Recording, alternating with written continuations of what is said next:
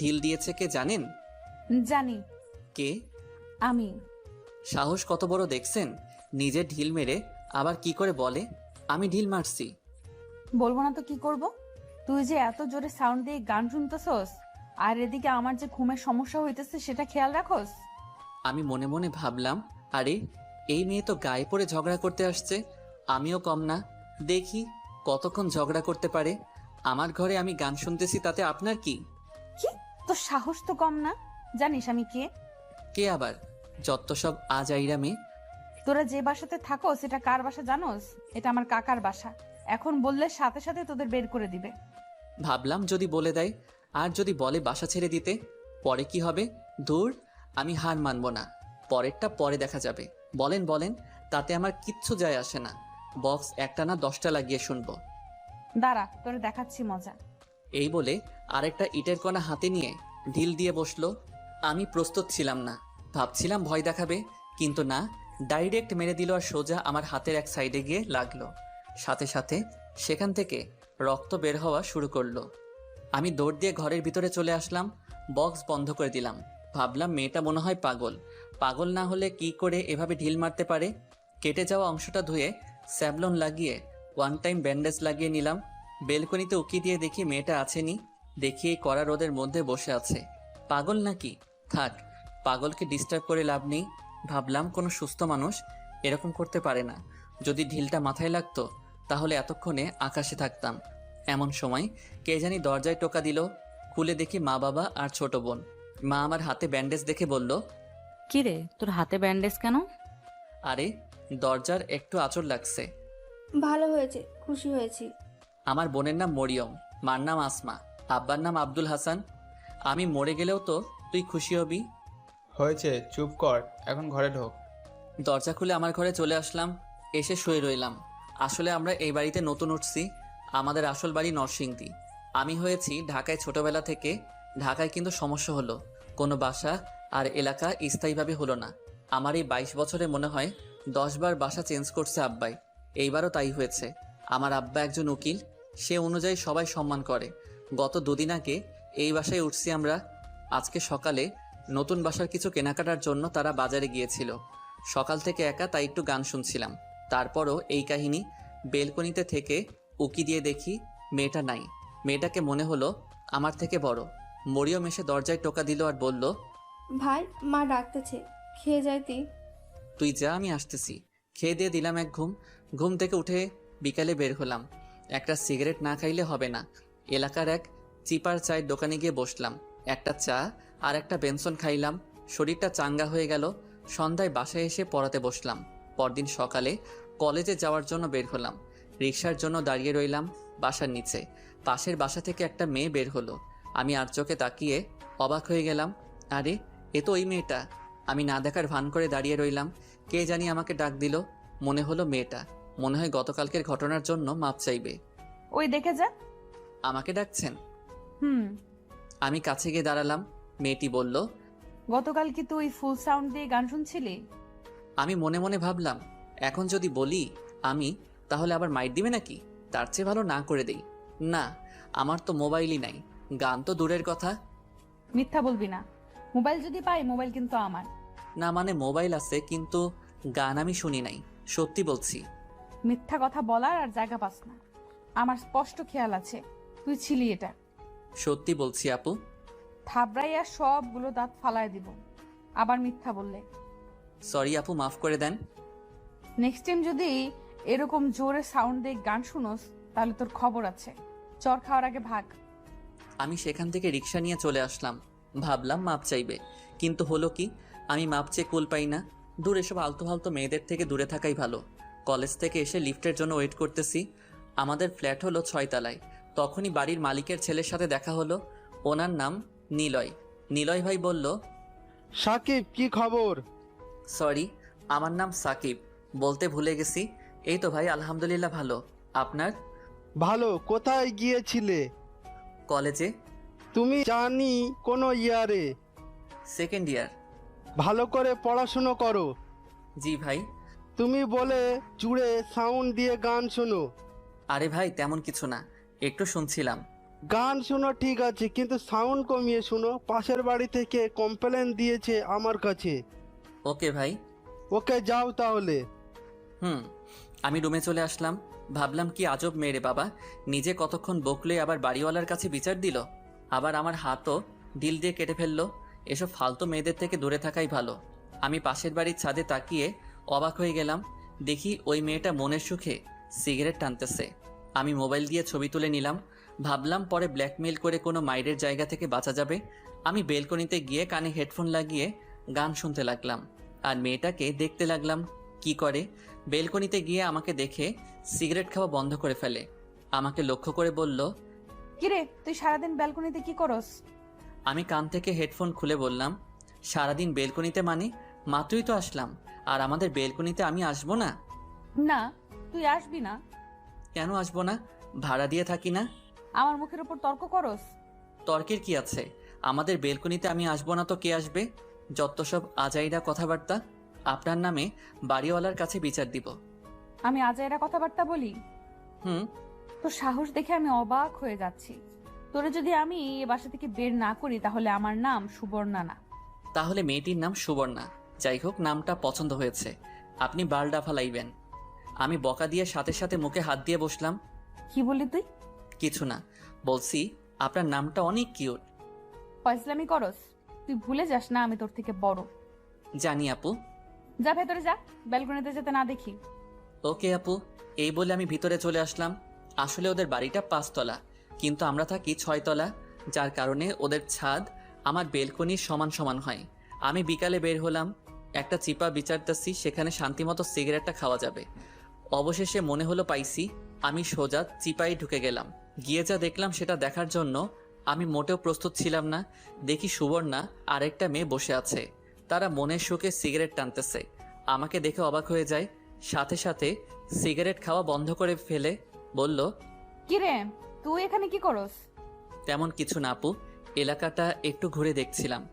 এলাকা ঘুরবি ভালো কথা, কিন্তু তুই এই চিপাই কেন? আমি ভাবছিলাম এখান দিয়ে কোনো রাস্তা আছে। আমার তো বিশ্বাস হয় না। এই সাদিয়া ওরে চেক করতো। সাদিয়া চেক করে আমার কাছ থেকে একটা বেনসন পেল। বেনসনটা নিয়ে সুবর্ণার কাছে দিল। সুবর্ণা বলল, আমিও ভাবছিলাম তুই কি করে এত সাধু হতে পারস। আসলে আপু এটা আমার না, ওই সামনে আমার এক বন্ধুর জন্য কিনছিলাম। চুপ, একদম চুপ। এত মিথ্যা কথা তুই কোথা থেকে বলস? সরি আপু। তুই যে সিগারেট খাস এটা সোজা তোর বাপের কাছে বিচার যাইবে। কিন্তু আপনিও তো খান। আমার সাথে থোর তুলনা? হুম। এখন বিচার না দিতে পারি একটা শর্তে। কি? আমাদের দুজনকে তোর খাওয়াতে হবে। আমি এই ফাঁকে ওই দিন যে ছাদে দাঁড়িয়ে সিগারেট টানছিল ওই ছবিটা সুবর্ণাকে দেখাইলাম। সুবর্ণা দেখে কতক্ষণ হাসলো, তারপর নিজের ফেসবুক প্রোফাইলের ছবিগুলো দেখাইলো। দেখে আমি পুরো অবাক। দেখি সুবর্ণা ওপেনলি সিগারেট মুখে নিয়ে ছবি তুলে ফেসবুকে পোস্ট দিয়েছে। তারপর একটা দুইটা না অনেকগুলো। আমার মুখের অবস্থা দেখে সুবর্ণা বলল, এখন যাবি নাকি তোর বাপের কাছে যাব? যাইতেছি আপু। আমি দোকান থেকে তাদের জন্য আইসক্রিম নিয়ে গেলাম। আইসক্রিম পেয়ে ওদের আনন্দ আর দেখে কে। এতক্ষণে আমার ওই বেনসনটা ওরা সাবার করে ফেলেছে। আমি বললাম, আপু আমি তাহলে যাই। দাঁড়া, আমিও যাব। সাদিয়া জায়গা, পরে কথা হবে। রাস্তায় রাস্তায় হাঁটতে হাঁটতে আমাকে জিজ্ঞেস করলো, কিরে তোর নাম কি? সাকিব। কিসে পড়স? অনার্স সেকেন্ড ইয়ারে। ভালো। এতক্ষণ এসে আইসক্রিম খেয়ে শেষ করলো আর বলল, শোন, এখন থেকে আমাকে প্রতিদিন একটি করে আইসক্রিম খাওয়াতে হবে, না হলে তোর বাপের কাছে বলে দিব। আমি এমন কথা শুনে অবাক হয়ে দাঁড়িয়ে রইলাম। আমার অবস্থা দেখে সুবর্ণা হেসে শেষ। আমি তার হাসির দিকে অবাক হয়ে তাকিয়ে রইলাম। এটা কোনো মেয়ে হাসছে নাকি কোনো পরী হাসছে সেটাই ধরা মুশকিল। হাসতে হাসতে বলল, আরে মজা করছিলাম। মজা তো করবেনি, এখন একটা দোষ পাইছেন না? ওই দেখ তোর বাপ, এখন কিন্তু গিয়ে বলবো। দেখি আব্বা কার সাথে জানি কথা বলতেছে, কিন্তু সুবর্ণা আপু জানলো কি করে এইটা আমার আব্বা? না আপু প্লিজ বইলেন না, আপনি যা বলবেন তাই খাওয়াবো। ভয় পাস না, যা, বলবো না। ধন্যবাদ আপু, আর ভুলেও আপনার সামনে পড়বো না। বলে দিলাম এক দৌড়। দৌড়ে বাসায় চলে আসলাম। কিছুক্ষণ পড়ালেখা করলাম। কিছুক্ষণ পর মরিয়ম একটা অঙ্ক নিয়ে আসলো, ওইটা সমাধান করে দিতাম। সে এবার জেএসসি দিবে। আমি তাকে কিছুক্ষণ বুঝাইয়া অঙ্কটা সমাধান করলাম। যাওয়ার সময় বলল, ভাই 100 টাকা দে তো। 100 টাকা দিয়ে কি করবি? দে তুই, মজা খামো। বাইরে জিনিস খাইলে পেটে অসুখ করবে, যা ভাগ। দে ভাই, দাঁড়া, তোর ম্যানি ব্যাগ কই? মানি ব্যাগ আমার টেবিলের উপরে ছিল। ওইখান থেকে মানি ব্যাগ নিয়ে মানি ব্যাগ থেকে 100 টাকার নতুন নোটটা নিয়ে মানি ব্যাগে ঢিল দিয়ে ভেঙচি মেরে চলে গেল। আমি কিছু বলারও টাইম পাই নাই।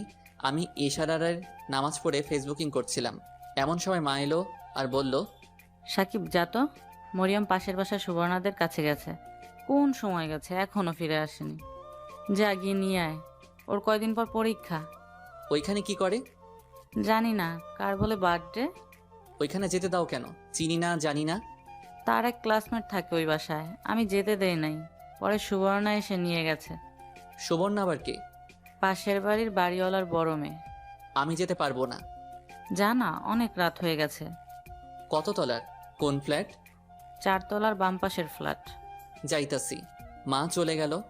ওই বাসায় গেলে আবার যদি সুবর্ণার সাথে দেখা হয়, পরে আবার কি জানি হয়। যাই হোক, আমি শরীরে বডি স্প্রে মেরে বের হলাম। পাশের বাড়ির দরজার মধ্যে দিয়ে ঢুকলাম। ভাবলাম সিঁড়ি দিয়ে উঠে যাই। আমি 2 তলায় উঠলাম। খেয়াল করলাম ওপর থেকে কে জানি গান গাইতে গাইতে নিচে নামতেছে। আমাকে পাশ কেটে চলে গেল। মনে মনে ভাবলাম, মনে হয় বেঁচে গেছি। এই বাসার সব মেয়ে মনে হয় সুবর্ণার মতোই হবে। এসব মেয়েদের থেকে দূরেই থাকা ভালো। কিন্তু না, মেয়েটি মনে হয় কিছু বলল। এই যে শুনছেন? জি, আমাকে বলছেন? হ্যাঁ, আপনাকে আপনাকে আগে তো এই বাসায় দেখি নাই। এখানে কি করছেন? আমি পাশের বাসায় থাকি। এখানে এসেছি সুবর্ণা আপুদের বাসায়। কিন্তু এই বাসা তো কোনো সুবর্ণা থাকে না। কি বলেন? আমার মতো বলল। 4 তলার বাম পাশের ফ্ল্যাটে থাকে। আপনার মা কিছু জানে না, সুবর্ণরা থাকে এই বাসার পরের বাড়িতে। না, এই বাসায় থাকে। শোনেন, আমি এই বাসায় 10 বছর ধরে থাকছি, আমি জানি না। কিন্তু মা তো বলল, আর আমিও দেখছি সুবর্ণা এই বাসায় থাকে। বললাম না এই বাসায় থাকে না। এখন যদি আপনার উপরে যান তাহলে আপনার নামে কমপ্লেন দিব। আপনি এই বাসায় চুরি করার জন্য ঢুকেছেন। এই মেয়ের এই কথা শুনে আমি কথা বলার ভাষা হারিয়ে ফেলেছি। মেয়েটি বলে কি দেখো, জানতাম মালিক যেমন ভাড়াটিয়ারা তো ওই রকমই হবে। কি বলবো কিছুই বুঝতেছি না। আমি বললাম, যান আপনি গিয়ে বলেন। মেয়েটা আমার হাত ধরে চিৎকার করতে থাকে। চোর ধরেছি, চোর চোর চোর চোর। ছাড়েন আমাকে, ছাড়েন, ছাড়েন বলছি। ওপর থেকে এক মেয়ে এসে বলল, মিলি, কি হচ্ছে এখানে? আমি চেয়ে দেখি সুবর্ণা। যাক, মনে হলো বাঁচা গেল। তার মানে শয়তান মেয়েটার নাম মিলি। আপু চোর ধরেছি, আপনাদের ফ্ল্যাটে চুরি করতে আসছে। মিলি, ওকে ছাড় আর নিচে যা। সবার সাথে এরকম করতে নেই। যাচ্ছি আপু। মিলি চলে গেল। আমি বললাম, আপু আমি কিছুই করি নাই। ও আমাকে কথার প্যাচে ফেলে চোর চোর বলতেছে। এই কথা শুনে সুবর্ণা কিছুক্ষণ হাসলো। বলল, তোর মতো বোকা আমি আর দেখিনি। একটা পিচ্চি মেয়ে, তাকে কি বোকাটাই না বানালে? এই বলে আরো কতক্ষণ হাসলো। আমি বোকার মতো দাঁড়িয়ে রইলাম। সুবর্ণার হাসিটা আমার খুব ভালো লাগছে। সুবর্ণা একটা আধুনিক ডিজাইনের 3 পিস পরছে, একেবারে তাকিয়ে থাকার মতো। সারাদিন তাকিয়ে থাকলেও মনের তৃপ্তি মিটবে না। কিন্তু আমার তো বড় আপু লাগে, আমি কেন তাকাতে যাব? সুবর্ণা বলল, বল কেন আসছস? মরিয়মকে নিতে।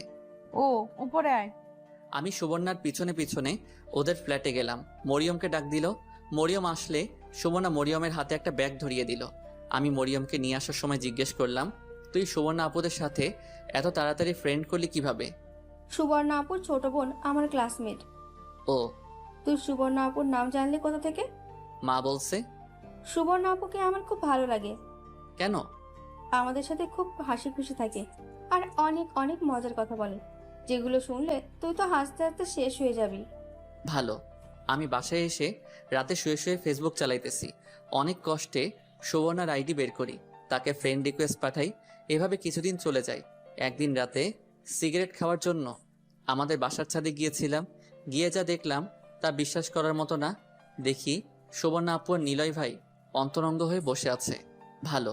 আমি বাসায় এসে রাতে শুয়ে শুয়ে ফেসবুক চালাইতেছি। অনেক কষ্টে সুবর্ণার আইডি বের করি, তাকে ফ্রেন্ড রিকোয়েস্ট পাঠাই। এভাবে কিছুদিন চলে যায়। একদিন রাতে সিগারেট খাওয়ার জন্য আমাদের বাসার ছাদে গিয়েছিলাম। গিয়ে যা দেখলাম তা বিশ্বাস করার মতো না। দেখি সুবর্ণা আপু আর নিলয় ভাই অন্তরঙ্গ হয়ে বসে আছে আর কি যেন কথা বলছে। আমি মোবাইল বের করে একটা ছবি তুললাম। কিছুক্ষণ পর দেখলাম সুবর্ণা আপু রেগে গেল আর কাঁদতে লাগলো। আমি তেমন কিছুই বুঝলাম না। মনে হলো সুবর্ণা আপু চলে যাবে, তাই আমিও চলে আসলাম। ভাবলাম সুবর্ণাকে এই ছবি পাঠিয়ে কিছু টাকা কামান্য করা যাবে। আমি বাসায় এসে রাত 1টার সময় দেখি সুবর্ণা আপু অ্যাক্টিভ। আমি নক দিলাম, এই প্রথম। হ্যালো আপু, আমি সাকিব। কিছুক্ষণ পর মেসেজ আসলো। কি বল? আমি তাদের অন্তরঙ্গ ছবিটা পাঠিয়ে দিলাম। কি চাস বল? আমি একটা নাম্বার দিয়ে বললাম, এই নাম্বারে 5,000 টাকা পাঠিয়ে দিন। মনটা ভালো না, জ্বালাসটা। এখন আমি কি করব? টাকা দেন, না হলে ছবি ভাইরাল। কিছুক্ষণের মধ্যে দেখি বিকাশ অ্যাকাউন্টে 5,000 টাকা চলে আসলো। আমি বুঝতেই পারছি না কি হচ্ছে। টাকা চেক করে দেখি সত্যি সত্যি টাকা দিয়ে দিছে। আমি বিছানা থেকে উঠে নাচা শুরু করলাম। ভাবলাম সুবর্ণা আপু হয়তো ভালো হয়ে গিয়েছে। এমন সময় আমার মোবাইলে কল আসছে। দেখি সুবর্ণা আপুর নাম্বার। ফোন ধরলাম। হ্যালো, আসসালামু আলাইকুম। কে? ওয়ালাইকুম আসসালাম, আমি সুবর্ণা। আপু, আপনি এত রাতে? আমি। কিছু বলবেন? তুই যে ছবিটা তুলেছিলি, ওই ছবিটা এখন কাট। টাকা যেহেতু দিয়েছেন, ছবি অবশ্যই কাটবো। তুই আমার থেকে টাকা নিছিস না? এর থেকে ডাবল আমি তোর থেকে নিব। দেখবো দেখবো। আজ খালি আমার মনটা ভালো না দেখা বেঁচে গেছিস। এই বলে ফোন কেটে দিলাম। বিছানায় শুয়ে ভাবতে লাগলাম, যাক অবশেষে সুবর্ণা আপুকে একটা শাস্তি দিতে পারলাম। যাক, মনটা অনেক শান্তি লাগতেছে। পরদিন সকালে কলেজে গেলাম। কলেজ থেকে রিক্সা দিয়ে আসতেছি, দেখি সুবর্ণা এক জায়গায় বসে আছে। আমি রিক্সা থেকে নেমে 2টা আইসক্রিম নিয়ে কাছে গেলাম আর বললাম, আপু ধরেন। আপু আমাকে দেখে একটা মুচকি হাসি দিল আর হাত থেকে একটা আইসক্রিম নিল। আমি দাঁড়িয়ে দাঁড়িয়ে আইসক্রিম খাওয়া ধরলাম। আপু আমাকে ইশারায় বসতে বলল। আমি পাশে বসলাম, কিন্তু অনেকখানি দূরে। আমি বললাম, আপু একটা কথা বলতে পারি? বলবো। না, চুপচাপ বসে থাক। ওকে। অনেক পার হয়ে গেল, ততক্ষণে আমার আইসক্রিম খাওয়া শেষ। আমি বসে মোবাইল টিপতেছি। কিছুক্ষণ পর আমি বললাম, আপু সিগারেটে আনবো? না, ছেড়ে দিয়েছি। এই বলে আপু দাঁড়িয়ে আমাকে ঠাস ঠাস করে 2টা চড় দিল। আমার হাসি মুখটা উবে গেল। আমি ফ্যাল ফ্যাল করে তাকিয়ে রইলাম আপুর মুখের দিকে। আপু বলল, তোর সাহস হয় কি করে আমাদের অন্তরঙ্গ ছবি তুলতে? তুই কয়দিন হয়েছে এই বাসায় আসছস? ওই দিন সিগারেট খাইছি, ওইটার ছবি তুলছস, কিছু বলি নাই। আবার আমার কাছে টাকাও চাস? কত বড় সাহস! এই বলে আমাকে আরো 2টা চড় দিল। আমার চোখ দিয়ে পানি চলে আসলো। আমি কিছুই বলছি না, নিচের দিকে তাকিয়ে রইলাম। আমি মানিব্যাগ থেকে 5,000 টাকা হাতে নিয়ে দিয়ে দিলাম। দে, আমার টাকা দে। গতকাল মনটা ভালো ছিল না বলে তোকে কিছু করিনি, না হলে রাতেই তোকে একটা শিক দিয়ে ছাড়তাম। সরি আপু। রাখ তোর সরি। আর যদি জীবনেও তোকে আমার আশেপাশে দেখি, তাহলে তোর খবর আছে। আর তোকে এই সপ্তাহের ভেতরে বাসা ছাড়তে হবে। প্লিজ আপু, বাড়িতে কিছু বললেন না। আপনি যা বলবেন আমি তাই করব। প্লিজ আপু। তোর কিছুই করা লাগবে না, তুই শুধু আমার সামনে পড়িস না। আপু আর জীবনেও আপনার সামনে আসবো না। যত সব ছেঁচড়া মানুষ, কোথা থেকে যে এগুলো আসে। আর শুন, তোকে যেন আর ব্যালকনিতে না দেখি। আচ্ছা। সুবর্ণার মোবাইলে কে জানি কল দিল। কথা বলতে বলতে চলে গেল। আমি বোকার মতো বইসা রইলাম। কোথা থেকে কি হয়ে গেল? মোবাইলটা বের করে দেখি চরের দাগ হয়ে গেছে। এমন দজ্জাল মেয়ে আমি জীবনেও দেখি নাই। মনটা সত্যি অনেক খারাপ হয়ে গেল। একটা সিগারেট ধরাইলাম, অনেকক্ষণ বসে রইলাম। বাড়িতে গিয়ে কি করব? মা যদি চরের দাগ দেখে তাহলে আমার খবর আছে। না, চরের দাগ এখনো যাই নাই। কি করব কিছুই বুঝতে পারছি না। সন্ধ্যা প্রায় কাছাকাছি। দেখি সুবর্ণা আপু আবার আসতেছে। এসে আমাকে বলল, তুই বেহায়ার মতো এখনো এখানে বসে আসছস? তোর লজ্জা শরম বলতে কিছু নেই? আপনার প্রবলেম কি? আমাকে মারছেন, এরপরেও মনে ঝাল মিটে নাই? না, তোরে আমার সারা দিন মারলেও মনের ঝাল মিটবে না। তুই যা এখান থেকে, না হলে কিন্তু আরেকটা দিব। না, আমি যাব না। আপনার মন চাইলে আপনি যান। যাবি না? দেখাচ্ছি মজা। এই বলে সুবর্ণা মারতে আসলো। আমি হাত ধরে কাছে টেনে এনে বললাম, আমি যাব না, কারণ একটু পর আমার গার্লফ্রেন্ড আসবে আমার সাথে দেখা করতে, বুঝছেন? এই বলে সুবর্ণার হাত ছেড়ে দিলাম।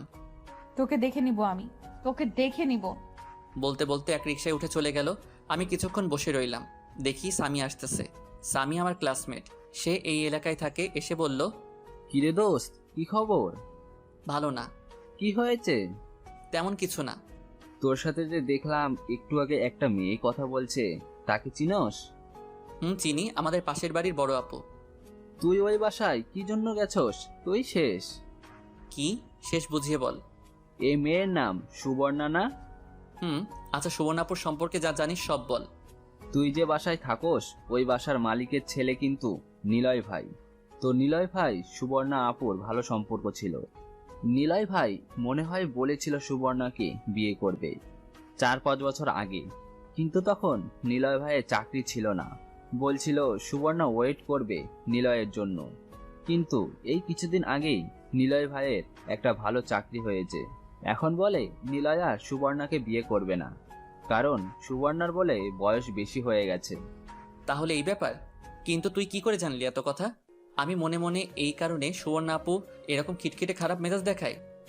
আমার মা আর নিলয় ভাইয়ের মা বান্ধবী, যার কারণে মা মাঝে মাঝে তাদের বাসায় যায়। ও দোস্ত, সুবর্ণার চেহারা কিন্তু অনেক সুন্দরী, তুই দেখ চান্স নিতে পারস কিনা। আমি এই জীবনে অসম্ভব। আমি তাকে আমার গাল দেখিয়ে বললাম, দেখছস কি করছে আমাকে? আরে ভাই রাগ করস কেন? তোর বড় না, তোর ওপর একটু অধিকার খাটাতে আসবেই। আরে জ্ঞানী, বস তো লাস্টের বেঞ্চে ফেল করস প্রতি ইয়ারে, এখন আইসা আমার জ্ঞান দিতে? কথাটা কিন্তু খারাপ ছিল না। সিগারেট খাবি? দে। আমি আর স্বামী সিগারেট খেয়ে আমি বাড়িতে চলে আসলাম। কোনো রকম শুধু নিজের ঘরে ঢুকে দরজা বন্ধ করে দিলাম। মাকে বলে দিলাম খাবো না। রাতে কিছুক্ষণ পরে ঘুমিয়ে গেলাম। মনে করেন আপনি একটা ছেলের জন্য 4-5 বছর ধরে ওয়েট করতেছেন সে আপনাকে বিয়ে করবে বলে, কারণ আপনি তাকে ভালোবাসেন। এখন 5 বছর পর বলে সে আপনাকে বলে যে আপনাকে বিয়ে করতে পারবে না, কারণ আপনার বয়স বেশি হয়ে গেছে। সুবর্ণার ক্ষেত্রে সেটা হয়েছে। নীলের জন্য সে তার অর্ধেক জীবন দিয়ে দিচ্ছে। সুবর্ণার বয়স 25 বছর। এতদিন তাকে কত মানুষ দেখতে আসলো, নীলের জন্য সে তাদের না করে দিয়েছে। আর ফ্যামিলির কত বকা, কত কথা শুনেছে সুবর্ণা, কিন্তু ওই দিন রাতে নীলই কথা শুনে সুবর্ণা অবাক হয়ে যায়। নীলই বলে তাকে বিয়ে করতে পারবে না। এই কথা শুনে সুবর্ণা অনেক কাঁদে। নীলই যে তার সাথে এমন একটা চিট করবে সেটা সে কল্পনাও করতে পারেনি। নীলই তার জীবনটা শেষ করে দিয়েছে, কিন্তু সুবর্ণা এখনো আশা ছাড়েনি। একজন না একজন সুবর্ণার জন্য আসবে। অনেকদিন ধরে সুবর্ণার পাশের বাড়ির এক ভাড়াটিয়া অনেক জ্বালাচ্ছে। গতকাল রাতে সাব্বির নখ দিয়ে একটা ছবি পাঠিয়ে বলে 5,000 টাকা দিতে। কিছুক্ষণ আগে নীলের সাথে সম্পর্ক শেষ করে আসছে, যার কারণে মনটা খুব খারাপ ছিল। তাই কোনো চিন্তা ভাবনা না করে টাকা দিয়ে দিয়েছিল। কিন্তু আজকে সুবর্ণা তাকে ইচ্ছে মতো ধুলাই দিয়েছে। পিচ্ছি ছেলে কথা বেশি বলে, আরেকদিন সামনে আসুক আচ্ছা মতো আরও ধুলাই করে দিবে। এমন সময় শোভনার মা ঘরে প্রবেশ করলো। শোভনা খেয়াল করলো তার মার চোখ মুখ রাগে আগুন জ্বলছে। দিলি তো সব শেষ করে? কি শেষ করলাম? এতদিন তুই নিলয়ের জন্য তুই সব শেষ করে দিলি, কোনো লাভ হলো? আর তুই আমাদের মান সম্মান সব শেষ করে দিলি। নিলয় যে এত বাটপারে চিটারি করবে আমার সাথে, সেটা কি আমি জানতাম? তোরে কতবার বলেছিলাম বিয়েটা করেন, শুনলেন না আমার কথা? পাড়ার মানুষের সামনে মুখ দেখাবো কি করে? আমার কিছু করার আছে এখানে? তুই কি করবি? সব জ্বালা আমার। যদি আমার কথা মতো বিয়ে করতি তাহলে আজ আমার একটা ভোগান্তি পোহাতে হতো না। আর যাতে নিলয়ের আশেপাশে তোকে না দেখি, আল্লাহ আল্লাহ কর যাতে তোকে কেউ দেখতে না। সব শেষ করলি তুই। এই বলে শোভনের মা বের হয়ে গেল। শোভনের মনটা খারাপ হয়ে গেল। ধুর, আর ভালো লাগে না কিছু। যাই ছাদ থেকে ঘুরে আসি। ছাদে এসে এক কর্নারে বসে মোবাইল টিপছিল। এখন একটা সিগারেট অনেক মিস করছি সুবর্ণা। সাব্বিরদের ফ্ল্যাটের দিকে তাকিয়ে দেখে সাব্বির বারান্দায় বসে গিটার বাজাচ্ছে। সাব্বির সুবর্ণাকে দেখে চলে যায়। সুবর্ণা হেসে শেষ। ছেলেটা মনে হয় সত্যি অনেক ভয় পেয়েছে। সুবর্ণা বাসায় এসে ঘুমিয়ে যায়। আমি পরদিন সকালে কলেজে গেলাম। কলেজে গিয়ে সামিরের সাথে দেখা। কিরে খবর কি? ভালো, চল ওই জায়গায় বসি। চল। আমি আর সামি একসাথে বসে কথা বলতেছি, এমন সময় দেখি সামির গার্লফ্রেন্ড আসছে, সাথে আরেকটি মেয়ে। আমাকে দেখে সালাম দিল। আমি সালামের উত্তর দিলাম। সামির গার্লফ্রেন্ডের নাম জাকিয়া। জাকিয়া বলল, স্যামি, এ হলো নাদিরা, আমার কাজিন। সেই কলেজে নতুন আসছে। ভালো। সামি তোরা কথা বল, আমি যাই। আরে বস না, আমিও তো যাব। ওকে। সামি আর জাকিয়া উঠে চলে গেল। একটু দূরে গিয়ে বসলো। নাদিরা বলল, ভাইয়া বসতে পারি? বসেন। আমার একটু কাজ আছে, আমাকে এখন যেতে হবে। এই সামি যাই, পরে কথা হবে। আমি রিক্সা দিয়ে বাসায় আসতেছি, এদিক ওদিক তাকিয়ে দেখলাম একটা ব্যাংক। মনে হলো আরে আমার তো কোনো ব্যাংক অ্যাকাউন্ট নাই, যাই ব্যাংক থেকে ঘুরে আসি। রিক্সা দাঁড় করিয়ে ব্যাংকে ঢুকে গেলাম। তাকিয়ে দেখি অনেক মানুষ। কার কাছে যাব? সামনে একজনকে বললাম, ভাই আমি নতুন একটা ব্যাংক অ্যাকাউন্ট খুলবো। 3 তলায় জমির ভাইয়ের সাথে দেখা করেন। আমি 3 তলায় এসে জমির ভাইয়ের টেবিল খুঁজে বের করলাম। দেখি অনেক মানুষ। কি করব? আমি 2-1জনকে টপকিয়ে বললাম, ভাই নতুন একটা অ্যাকাউন্ট খুলবো। এখান থেকে 4 টেবিল পরে। আমি 3টা টেবিল পাস করে দেখলাম 4 নাম্বার টেবিলটা অনেক দূরে, কিন্তু টেবিলটা খালি। আমি টেবিলের কাছে গিয়ে একটা চেয়ারে বসে পড়লাম। অনেকক্ষণ হয়ে গেল, কেউ আসছে না। ভাবলাম চলে যাব এমন সময় একটা মেয়ে এসে বলল, কি লাগবে বলেন? আমি তাকিয়ে অবাক না হয়ে পারলাম না। দেখি সুবর্ণা আমার সামনে দাঁড়িয়ে আছে। এখন কি করব? আমি চেয়ার থেকে উঠে চলে আসতে লাগলাম। ওই দাঁড়া, কোথায় যাস? এখানে আয়। আমি আবার কাছে গেলাম, চেয়ারে বসলাম। কি জন্য আসছস? একটা অ্যাকাউন্ট খুলবো, জমির ভাই পাঠাইছে। কার জন্য? আমার জন্য। এই নে ফর্ম, আগামীকাল এটা পূরণ করে নিয়ে আসবি। রাখেন আপনার ফর্ম, আমি আর ব্যাংকের মুখই দেখব না। তোরে বলছি না ফর্ম আনতে? ফর্ম পূরণ করবি, সাথে তোর আইডি কার্ডের ছবি নিয়ে আসবি। ওকে, এখন আমি যাই। এই বলে সোজা আমি বাসায় চলে আসলাম। আগে যদি জানতাম এখানে সুবর্ণা চাকরি করে, তাহলে সেখানে আমি জীবনেও যাইতাম না। এখন সামনে পড়লে আবার একটা ঝামেলা করবে, আর ভুলেও সুবর্ণার সামনে পড়া যাবে না। এভাবে অনেক দিন চলে গেল। একদিন নিলয় ভাই এসে তার বিয়ের কার্ড দিয়ে গেল। দেখি আর 1 সপ্তাহ পর নিলয় ভাইয়ের বিয়ে। সুবর্ণা বেচারি মনে হয় কেঁদে কেঁদে শেষ। ঠিকই আছে, এটা তার প্রাপ্য। আমাকে অনেক জ্বালাইছে। আমি বিকালে বেলকনিতে গিয়ে গিটার বাজাইতেছি। নিচে তাকিয়ে দেখি সুবর্ণা এসেছে। আমাকে লক্ষ্য করে বলল, কিরে কি করিস? গিটার বাজাই। পরে তুই আর ব্যাংকে যাস নাই কেন? আপনি তো বলছিলেন আপনার সামনে না পড়তাম। আরে মজা করছি। মজা করছেন? সামনে পড়লে পরে আবার মারতেন। আরে মারতাম না, তুই নিচে আয়, তোর সাথে এক জায়গায় যাব। না, আমি আপনার সাথে কোথাও যাব না। না গেলে পরে খবর আছে। ভালো হয়েছে, আপনার সাথে কোথাও যাব না। আয় প্লিজ। আসবো একটা শর্তে। কি? আমাকে মারতে পারবেন না। ওকে, মারবো না। আমি রেডি হয়ে নিচে গিয়ে দাঁড়ালাম। দেখি সুবর্ণা আসলো। আমি বললাম, কোথায় যাবেন আপু? চল দেখি কোথায় যেতে পারি। সুবর্ণা রিক্সা ডাক দিতে যাবে। আমি বললাম, আপু আমি রিক্সা দিয়ে যাব না, তো কিভাবে যাবি? হেঁটে যাব। তুই এতখানি রাস্তা হেঁটে যাবি? আচ্ছা রিক্সা 2টা নেন। আমি তো দুটাই নিতাম। তোর মতো আবালের সাথে কে বসবে? সুবর্ণার এমন কথায় আমার মনের মধ্যে আঘাত লাগলো। আমার হাসি মুখটা কালো হয়ে গেল। কথাটা অন্যভাবে বলতে পারতো, যেমন, ওকে তুই যখন আমার সাথে বসবি না তাহলে 2টাই নেই। এইভাবে কথাটা বলতে পারতো। মনটাই চাচ্ছে সুবর্ণার সাথে কোথাও না যাইতে। সুবর্ণা বলল, কিরে যাবি নাকি? রিক্সায় ওঠ। আমি রিক্সায় উঠলাম। মনটাই চাচ্ছে না কোথাও যাইতে। কিছুক্ষণ চলার পর একটা ফোন আসলো। ধরে দেখি সামি। কিরে তুই কই? কেন? এলাকার পাশে একটা বাগান আছে না, ওইখানে আয়।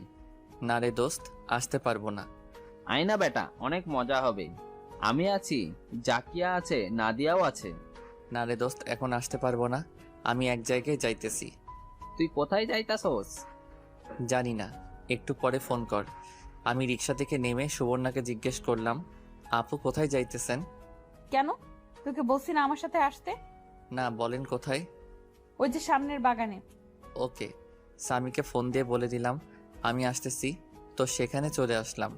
দেখি সামিরা এক জায়গায় বসে আড্ডা দিতেছে। আমি সুবর্ণাকে বললাম, ওই যে আমার বন্ধুরা, আপনি একটু ঘুরেন, আমি তাদের সাথে কথা বলে আসি। না, ওদের সাথে পরে যাস। চল এদিকটা থেকে হেঁটে আসি। প্লিজ আপু, একটু দাঁড়ান, তাহলে আপনিও চলেন। না, আমি যাব না। 2 মিনিটের ভেতর কাজ শেষ কর। ওকে। আমি সামিদের কাছে চাই। সামি বলল, দোস্ত আসতেছো, বস। না রে, সুবর্ণা আপু আসছে। কি বলবি বল। আরে তারে আবার নিয়ে আসতে গেলি কেন? সেই তো আমাকে এখানে নিয়ে আসলো। তারে বল চলে যেতে। পাগল নাকি? পরে আমার খবর আছে। প্লিজ ভাইয়া থাকেন না। নাদিরা ঠিকই বলেছে। না রে দোস্ত, আমি তোদের সাথে পরে দেখা করব। এই বলে আমি চলে আসলাম সুবর্ণার কাছে। সুবর্ণা বলল, চল ওই দিকটায় যাই। ওকে চলেন। তারপর দুজন হেঁটে সামনে গেলাম। দেখি আইসক্রিমের দোকান। আমি সেখান থেকে গিয়ে আইসক্রিম আনলাম। সুবর্ণাকে একটা দিলাম। সুবর্ণা বলল, চল ওইদিকে গিয়ে বসি। ওকে। আমি আর সুবর্ণা গিয়ে বসলাম এক জায়গায়। আমি অনেকখানি দূরে বসলাম। সুবর্ণা বলল, তুই কি আমাকে ভয় পাস? হুম, অনেক। ভয় পাবি কেন? আমি কি বাঘ না ভাল্লুক? না, আপনি অনেক রাগী, তাই আপনাকে অনেক ভয় করে। আরে না, হুম। আসলে তোকে অনেক মারছি সেই জন্য সরি। আমি কিছু বলতে যাব, পিছন থেকে নাদিরা বলল, সাকিব ভাইয়া আপনার সাথে কথা ছিল। আমার সাথে? হুম। আপু একটু বসেন, আমি আসতেছি। আমি উঠে নাদিরার সাথে গেলাম। কি বলবা বলো? আপনাকে অনেক আগেই বলতে যাচ্ছিলাম এই কথাটা, কিন্তু সাহস হচ্ছিল না।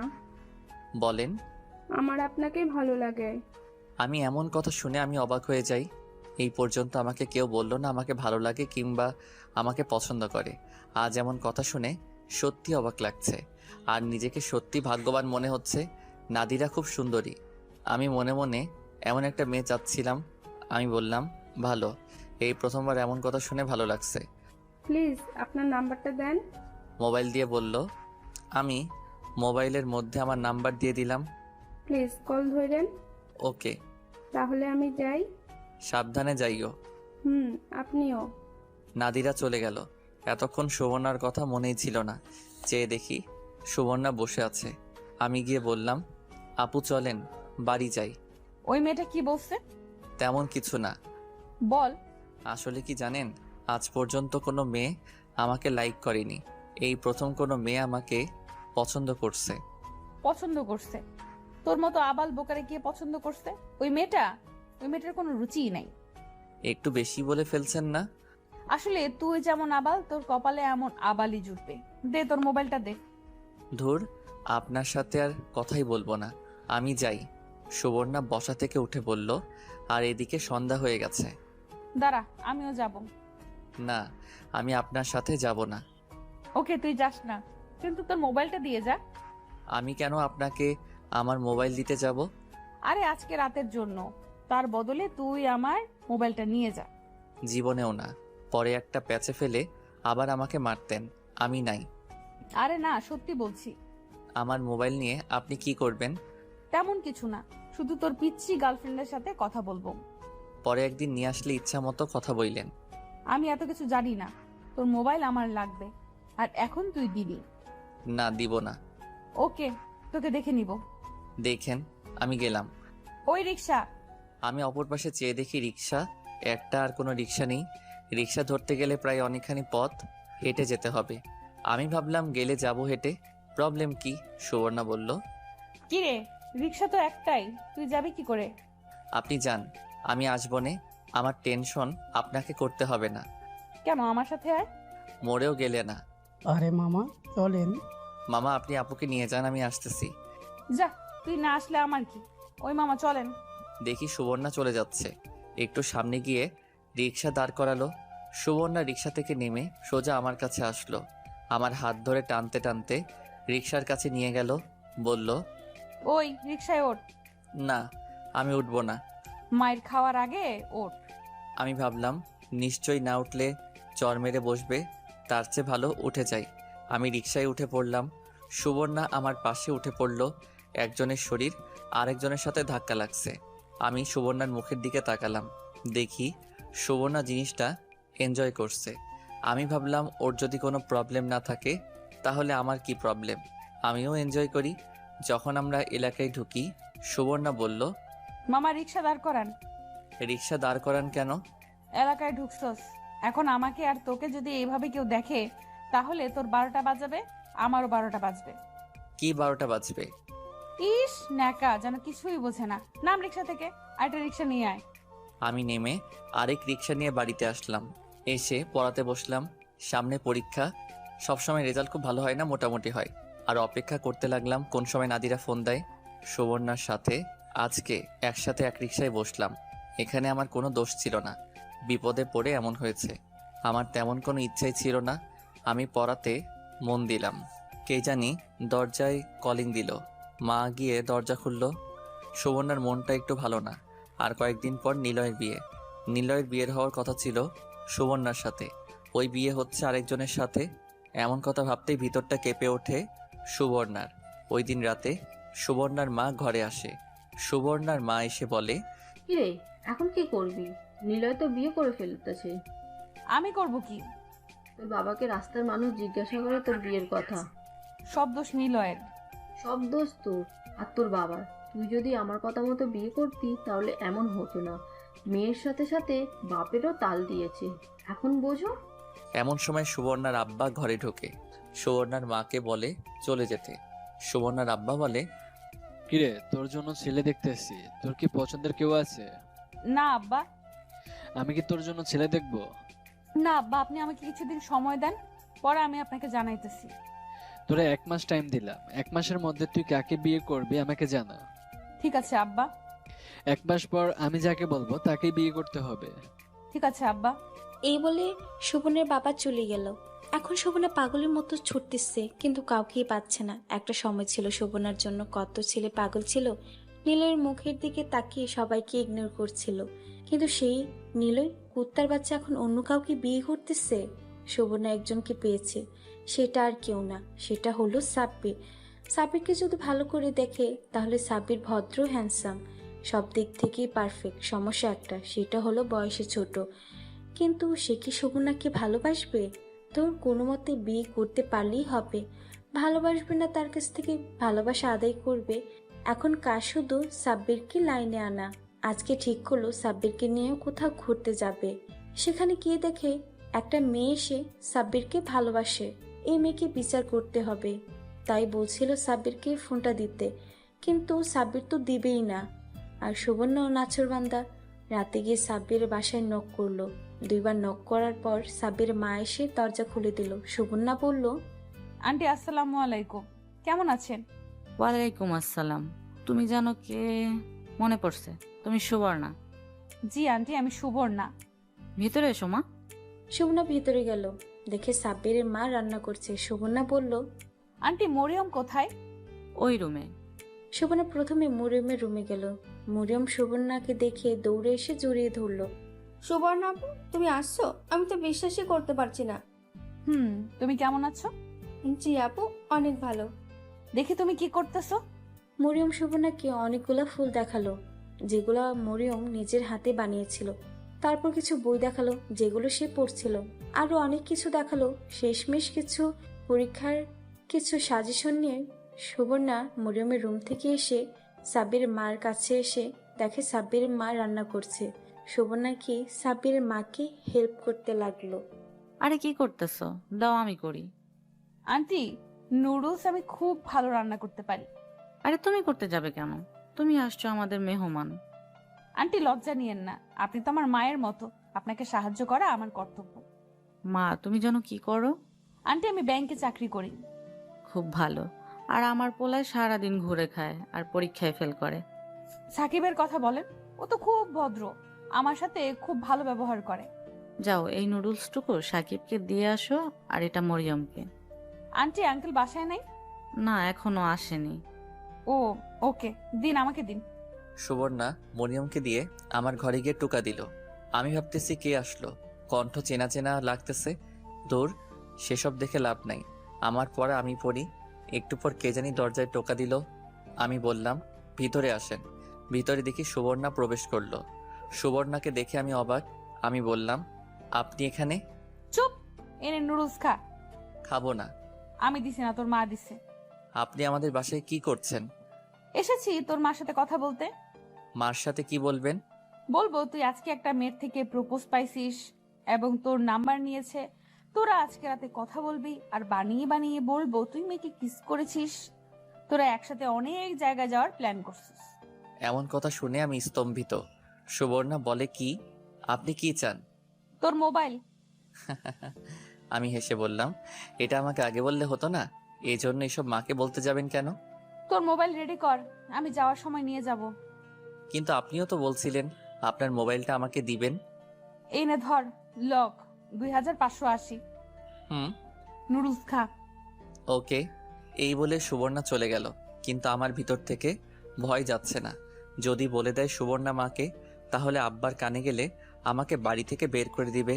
এমনিতেই পরীক্ষার রেজাল্ট ভালো না, আবার যদি শুনে আমি এগুলো করি। আমি আরিপিতে শুনতে লাগলাম সুবর্ণা মাকে কি বলে। দেখি সুবর্ণা আর মা একসাথে বসছে নুডলস খাওয়ার জন্য। মা সুবর্ণাকে বলল, শুনছিলাম নিলয়ের সাথে তোমার বিবাহ হওয়ার কথা ছিল, কিন্তু নিলয়ের বিয়ের কার্ডে দেখলাম অন্য কেউ। এই কথা শুনে সুবর্ণা ফুপিয়ে ফুপিয়ে কেঁদে উঠল আর কেঁদে কেঁদে বলতে লাগলো, আন্টি আমি কি ভুল করেছিলাম? নিলয় আমার সাথে কি করে এমনটা করতে পারলো? আরে কেঁদো না মা।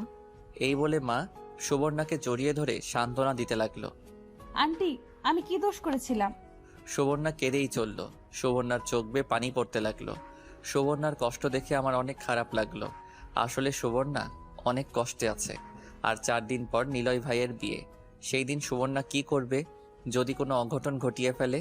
জানি মা, তোমার কোনো দোষ নেই। আসলে নিলয় তোমাকে বুঝতে পারেনি। মার সান্ত্বনা দেওয়াতে সুবর্ণা কান্না থামালো। এমন সময় দরজায় কলিং দিল। মা গিয়ে দরজা খুলল। দেখি আব্বা আসছে। আব্বাকে দেখে সুবর্ণা মাথায় কাপড় দিল আর সালাম দিল। আব্বা বলল, তুমি জানো কে? ও পাশের বাড়ির সুবর্ণা। তুমি কেমন আছো? জি আঙ্কেল ভালো। খাওয়া দাওয়া করছো? জি আঙ্কেল। কি খাওয়া দাওয়া করছো? আমাদের সাথে ডিনার করে যাবে? জি না আঙ্কেল, আমি খেয়েছি। সাকিবের মা ডিনার রেডি করো, তুমি খেয়ে যাবে। মা তুমি এসো আমাদের সাথে। সুবর্ণা মার সাথে রান্নাঘরে চলে গেল। ওইখান থেকে কথা তেমন আসে না, এরপরও শোনা যাচ্ছে। সুবর্ণা বলছে, দেন আন্টি আমি করি। তুমি করতে যাবে কেন? তুমি আসো, গিয়ে সাকিবের পড়াতে একটু সাহায্য করো। দেন আন্টি আমি এটা করে যাই। আমি ভাবলাম সুবর্ণা তাহলে আমার রুমে আসবে। আমি সুবর্ণার মোবাইল টিপতে লাগলাম। উড়াধুরা কতক্ষণ ছবি তুললাম। সুবর্ণার মোবাইল আমার থেকে অনেক ভালো আর দামি। এমন সময় সুবর্ণা ঘরে প্রবেশ করলো আর বলল, কিরে পড়ালেখা কেমন চলছে? ভালো। ভালো না চাই? আপু আপনার মোবাইলের সাথে আমার মোবাইল চেঞ্জ করবেন? আমার মোবাইল তোর পছন্দ হয়েছে? হুম। যা আজ থেকে আমার মোবাইল তোর। সত্যি? হুম। আরে মজা করছিলাম, আমার এত লোভ নাই। তুই না বললি ব্যাংক অ্যাকাউন্ট খুলবি? ইচ্ছা ছিল, কিন্তু আপনি তো আমাকে মেরেই ফেলতেন যদি আপনার সামনে পড়তাম। তোরে বলেছে, দে তোর ফর্মটা। ফর্মটা নিয়ে কি জানি করলো আর বলল আইডি কার্ডের ফটোকপি দিতাম। ফর্মটা নিয়ে আর কলম নিয়ে মোবাইল নিয়ে মার কাছে গেল। কিছুক্ষণ পর ফিরে আসলো আর বলল, তুই কিছুদিন পর গিয়ে ব্যাংক থেকে ক্রেডিট কার্ড নিয়ে আসবি। ওকে আপু। দেখি তুই কি পড়াশোনা করতেছিস। সুবর্ণা আমার বই নিয়ে দেখতে লাগলো। সুবর্ণা এটা সেটা জিজ্ঞেস করতে লাগলো। আমি সুবর্ণার মুখের দিকে তাকিয়ে রইলাম। আসলে সুবর্ণা অনেক সুন্দরী। কেন জানি মনে হচ্ছে সুবর্ণার মতোই একটি মেয়ে আমি খুঁজতেছিলাম। ঠোঁটে হালকা লিপস্টিক, মুখে তেমন মেকআপের ছোঁয়া নাই। তেমন মোটা না আবার তেমন চিকনো না, বলা যায় মাঝামাঝি। বয়সের তুলনায় একদম পারফেক্ট। কিন্তু সমস্যা একটা রয়েই যায়। আমার থেকে বড় যদি ভালোবাসার কথা বলি, না জানি আমাকে খুন করে ফেলে। তার চেয়ে ভালো সেই মিষ্টি মেয়ে নাদিরার সাথে প্রেম করা। কিরা আমার দিকে তাকিয়ে কি ভাবতেছিস? না, ভাবতেছি আপনি অনেক সুন্দরী। কি বললি আবার বল। কিছু না। সুবর্ণা বসা থেকে উঠে আমার কাছে আসলো, বলল, এবার বল। আমি আপুর কানের কাছে গিয়ে বললাম, আপু আপনি অনেক সুন্দরী। এই বলে আমি দৌড় দিয়ে বাথরুমে চলে গেলাম। কিছুক্ষণ পর বের হলাম, দেখি মা ডাকছে খাওয়ার জন্য। আমরা সবাই মিলে ডিনার করলাম, সাথে সুবর্ণাও। ডিনার শেষ করার পর আব্বা বলল সুবর্ণাকে বাসায় দিয়ে আসতে। আমি আর সুবর্ণা লিফটে উঠলাম। লিফটে উঠে সুবর্ণা বলল, আসলে আমি একটু সুন্দরী না। যদি এতই সুন্দরী হতাম তাহলে নিলয় আমার সাথে এমন করবে কেন? তা জানি না। দে তোর নাম্বার দে। আমি আমার মোবাইল দিয়ে দিলাম। আমি সুবর্ণাকে বাসায় দিয়ে আসলাম। বাসায় এসে শুয়ে শুয়ে সুবর্ণার ফেসবুক আইডি দেখতেছিলাম। দেখি তার সিগারেট খাওয়া ছবিগুলো। কোনো কিছুই না ভেবে সবগুলো ছবি ডিলিট করে দিলাম। না জানি পরে কি করে। দূর দেখা যাবে। সুবর্ণা মোবাইল নিল কি জন্য সেটাই তো বুঝলাম না। রাতে তো নাদিরার ফোন দেওয়ার কথা, তাহলে কি নাদিরার সাথে কথা বলার জন্য নিয়েছে? ঘুমাই। সকালে ঘুম থেকে উঠে কলেজে গেলাম। গিয়ে সামির সাথে দেখা। সামি বলল, তোর মোবাইল সুবর্ণার কাছে দিয়েছিস কেন? আমি দিতে চাইনি, জোর করে নিয়েছে। তুই জানলি কি করে? জানবো না? রাতে নাদিরা তোর মোবাইলে ফোন দিছিল, পরে সুবর্ণা ধরে নাদিরাকে অনেক বাজে কথা বলছে যদি তোর আশেপাশে তারে দেখে তার খবর আছে। মেয়েটি খুব আশা করে তোকে বলেছিল। আমি যদি জানতাম এরকম কিছু হবে তাহলে জীবনেও দিতাম না। আর সুবর্ণা আমাকে ট্রেড দিয়েছে, যদি মোবাইল না দেই তাহলে বলে দিবে আমার আর নাদিরার কথা। কি বলবে? তোদের তো আগামীকাল দেখাই হলো, আর প্রথম কথা বললি। সুবর্ণাকে তুই চিনিস না, ও বানিয়ে বানিয়ে কত কিছু বলতো। দেখ কখন থেকে কাঁদতাছে। দেখি সত্যি সত্যি নাদিরা কাঁদতেছে, তার কাঁদা দেখে আমারও খারাপ লাগছে। এখন আমি কি বলবো? তুই গিয়ে সরি বল। ওকে সরি বলবো, কিন্তু তুই নাদিরাকে বলে দিস ও যেন আমাকে আর কল না দেয়। ওকে বলে দিব, তুই এখন গিয়ে সরি বল। আমি গিয়ে নাদিরার কাছে সরি বললাম। সুবর্ণা কাজটা কি করলো? মেয়েটির সাথে কি বাজে ব্যবহারটাই না করলো। আমি রিক্সা দিয়ে আসার সময় দেখি সুবর্ণা তার ব্যাংকের সামনে বসে আছে। আমি কাছে গিয়ে দাঁড়ালাম। সুবর্ণা বলল, তুই আসছস? বস। আপনি নাদিরাকে কি বলছেন? যা বলার বলছি। দেন আমার মোবাইল দেন। নে তোর মোবাইল, আমার মোবাইল দে। আপনার বাজে ব্যবহারের কারণে আমাকে নাদিরার কাছে সরি বলতে হয়েছে। ভালো হয়েছে। আর আপনার সাথে কোনো কথা নাই, আমাদের বাসায় আর যাবেন না। তোর বাসায় যাওয়ার জন্য আমি পড়ে রয়েছি। হুম, তুই কিন্তু আমার সাথে বাজে ব্যবহার করতেছস। আপনি যেমন আপনার সাথে তেমনই করব। আমি কেমন? আমি কানে কানে গিয়ে বললাম, একটা ফালতু মেয়ে।